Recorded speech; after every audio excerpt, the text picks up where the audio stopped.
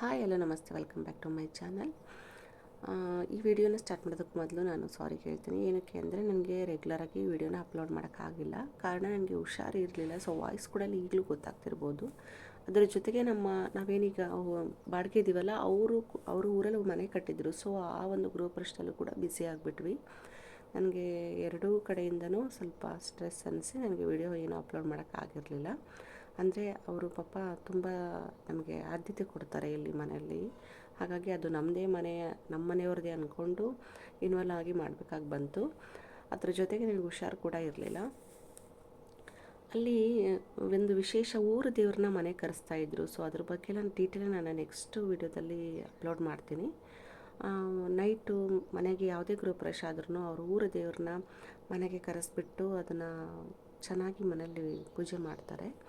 ಇವತ್ತಿನ ರೆಸಿಪಿ ಬಂದುಬಿಟ್ಟು ನಾನು ಬೀಟ್ರೂಟ್ ಪಲ್ಯದ ಬಗ್ಗೆ ತೋರಿಸ್ತಾ ಇದ್ದೀನಿ. ಅದಕ್ಕೆ ನಾವು ಯಾವ ರೀತಿಯಾಗಿ ಮಾಡ್ತೀವಿ, ನಾವು ಹೆಚ್ಕೊಳ್ಳೋ ಬದಲು ಇಲ್ಲಿ ನಾವು ಯಾವ ಪ್ರೊಸೀಜರಲ್ಲಿ ಮಾಡ್ತೀವಿ ಅನ್ನೋದನ್ನು ಕೂಡ ಶೇರ್ ಮಾಡ್ತಾ ಇದ್ದೀನಿ. ಅದಕ್ಕೂ ಮೊದಲು ಯಾರೆಲ್ಲ ನನ್ನ ಚಾನಲ್ನ ಸಬ್ಸ್ಕ್ರೈಬ್ ಮಾಡದೆ ನೋಡ್ತಾ ಇದ್ದೀರಾ, ಪ್ಲೀಸ್ ಸಬ್ಸ್ಕ್ರೈಬ್ ಮಾಡಿ. ಹಾಗೆ ಪಕ್ಕದಲ್ಲಿರೋ ಬೆಲ್ಲೈಕನ್ನ ಪ್ರೆಸ್ ಮಾಡಿ ಆಲ್ ಅಂತ ಕೊಡಿ. ಆಗ ನಾನು ಹಾಕೋ ಎಲ್ಲ ವೀಡಿಯೋಸ್ ನೋಟಿಫಿಕೇಷನ್ ಕೂಡ ನಿಮಗೆ ಬಂದು ರೀಚ್ ಆಗುತ್ತೆ.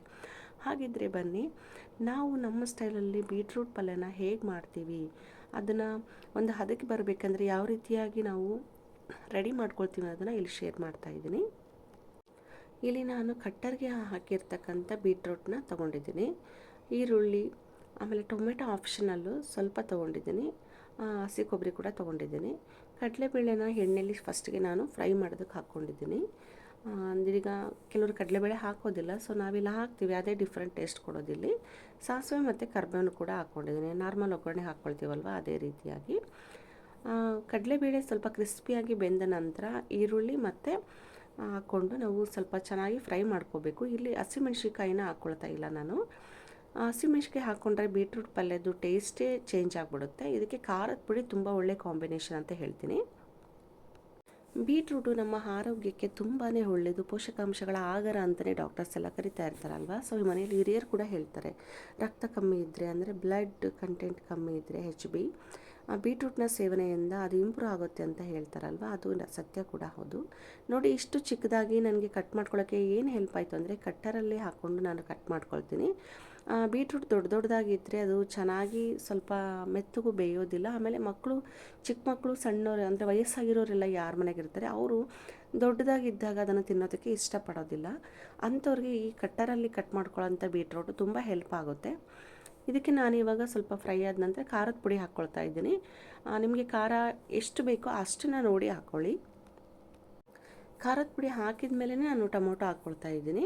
ಟೊಮೊಟೊ ಮೊದಲೇ ಹಾಕ್ಕೊಂಡ್ಬಿಟ್ರೆ ಬೀಟ್ರೂಟ್ ಆಗಲಿ ಯಾವುದೇ ಆಗಲಿ ಪದಾರ್ಥಗಳು ಅಷ್ಟು ನೀಟಾಗಿ ಬೇಯೋದಿಲ್ಲ ಅಂತ ಹೇಳಿ ನಾನು ಸ್ವಲ್ಪ ಬೆಂದ ನಂತರನೇ ಖಾರ ಪುಡಿ ಹಾಕ್ಕೊಂಡು ಆಮೇಲೆ ಟೊಮೊಟೊ ಹಾಕ್ಕೊಳ್ತಿದ್ದೀನಿ. ಟೊಮೊಟೊನ ನೀವು ಸ್ಕಿಪ್ ಕೂಡ ಮಾಡ್ಬೋದು. ನಾನು ಮೊದಲಿನ ವೀಡಿಯೋದೆಲ್ಲ ಹೇಳಿದ್ದೀನಿ, ನಮ್ಮ ಮನೇಲಿ ಟೊಮೊಟೊನ ಎಲ್ಲ ಅಡುಗೆಗೂ ಇಷ್ಟಪಡೋದ್ರಿಂದ ನಾನು ಆ್ಯಡ್ ಮಾಡ್ತಿರ್ತೀನಿ ಅಂತ ಹೇಳಿ. ಹಾಗಾಗಿ ಸ್ವಲ್ಪ ಸ್ವಲ್ಪ ಹಾಕ್ಕೊಂಡಿದ್ದೀನಿ ಅಷ್ಟೇ. ಇದನ್ನು ನೀವು ಆ್ಯಕ್ಚುಲಿ ಟೊಮೊಟೊನ ಸ್ಕಿಪ್ ಮಾಡಿದ್ರೇ ತುಂಬ ಒಳ್ಳೆಯದು. ಇದಕ್ಕೆ ರುಚಿಗೆ ಎಷ್ಟು ಬೇಕೋ ಅಷ್ಟು ಆರ್ಗ್ಯಾನಿಕ್ ಉಪ್ಪನ್ನು ಹಾಕ್ಕೊಳ್ತಾ ಇದ್ದೀನಿ. ಜೊತೆಗೆ ಸ್ವಲ್ಪ ಸಾಂಬಾರು ಪೌಡರ್ ಬೇಡ ಅಂತಂದರೆ ಕಡಲೆ ಪೌಡರ್ನ ಜಾಸ್ತಿ ಹಾಕ್ಕೊಳ್ಳಿ. ಹಸಿ ಕಾಯಿ ತುರಿನೂ ಕೂಡ ಆ್ಯಡ್ ಮಾಡ್ಕೊಳ್ತಾ ಇದ್ದೀರಿ ನೋಡಿ. ಇದನ್ನೆಲ್ಲ ಹಾಕ್ಕೊಂಡು ಚೆನ್ನಾಗಿ ಬೇಯಿಸ್ಕೊಳ್ಬೇಕು. ನೀರನ್ನು ನೀವು ಹಾಕ್ಕೊಳ್ದೇನೂ ಬೇಯಿಸ್ಕೋಬೋದು. ಅನ್ನಕ್ಕೆಲ್ಲ ಊಟ ಮಾಡಬೇಕು ಅಂದರೆ ಸ್ವಲ್ಪ ಲಿಕ್ವಿಡ್ ಕಂಟೆಂಟ್ ಬೇಕಾಗುತ್ತಲ್ವ, ಹಾಗಾಗಿ ನಾನಿಲ್ಲಿ ಚಪಾತಿ ಮತ್ತು ಅನ್ನಕ್ಕೆ ಎರಡಕ್ಕೂ ಸೇರಿ ಬೀಟ್ರೂಟ್ ಪಲ್ಯನ ಮಾಡ್ತಾಯಿದ್ದೀನಿ. ಹಾಗಾಗಿ ಸ್ವಲ್ಪ ನೀರು ಹಾಕ್ಕೊಳ್ತಾ ಇದ್ದೀನಿ. ಅದು ಅಷ್ಟರ ನೀರಲ್ಲೇ ಚೆನ್ನಾಗಿ ಬೆಂದ್ಕೊಳ್ಳುತ್ತೆ. ಆಮೇಲೆ ತುಂಬ ನೀರು ಅಂತಲೂ ಅನಿಸೋದಿಲ್ಲ. ಇದನ್ನು ಬೇಯೋದಕ್ಕೆ ಬಿಟ್ಟಾಗ ಅಷ್ಟು ಲಿಕ್ವಿಡ್ ಕಂಟೆಂಟ್ ಕೂಡ ಬೀಟ್ರೂಟು ಹೀರ್ಕೊಳ್ಳುತ್ತೆ. ಕೊನೆಯದಾಗಿ ಅಂದರೆ ಇನ್ನೂ ಸ್ವಲ್ಪ ಬೇಯೋದಿದೆ ಅಂದಾಗ, ಒಂದು 90% ಬೆಂದಿದೆ ಅಂದಾಗ ನಾವು ಕೊತ್ತಂಬರಿ ಹಾಕ್ಕೊಂಡು ಚೆನ್ನಾಗಿ ಮಿಕ್ಸ್ ಮಾಡ್ಕೋಬೇಕು. ಹಸಿ ಕೊಬ್ಬರಿನ ನೀವು ಜಾಸ್ತಿನೇ ಹಾಕ್ಕೊಂಡ್ರೂ ಇದು ರುಚಿ ತುಂಬ ಚೆನ್ನಾಗಿರುತ್ತೆ. ಆದರೆ ನೀರನ್ನು ಕಮ್ಮಿ ಹಾಕ್ಕೋಬೇಕಾಗುತ್ತೆ. ಅವಾಗ ಚಪಾತಿ ಮತ್ತು ರೊಟ್ಟಿಗೆ ಬೇಕು ಅಂತಂದರೆ ನೀವು ಜಸ್ಟ್ ಕೊಬ್ಬರಿ ಜಾಸ್ತಿ ಹಾಕ್ಕೊಂಡು ಉದುರುದ್ರಾಗಿ ಪಲ್ಯನ ಬೇಯಿಸ್ಕೋಬೋದು. ಅದು ತುಂಬ ಚೆನ್ನಾಗಿರುತ್ತೆ. ನಾನು ಇಲ್ಲಿ 2 in 1 ಥರ ಅನ್ನಕ್ಕೂ ಮತ್ತು ಚಪಾತಿ ಎರಡಕ್ಕೂ ಕೂಡ ಮಾಡ್ಕೊಂಡಿರೋದ್ರಿಂದ ಈ ರೀತಿಯಾಗಿ ಮಾಡ್ಕೊಂಡಿದ್ದೀನಿ. ಈ ರೀತಿಯಾಗಿ ಮಾಡೋದ್ರಿಂದ ಬೀಟ್ರೂಟ್ ಪಲ್ಯ ಯಾವುದೇ ರೀತಿಯಾಗಿ ರುಚಿ ಕೆಡದೆ ಚೆನ್ನಾಗಿ ಬರುತ್ತೆ.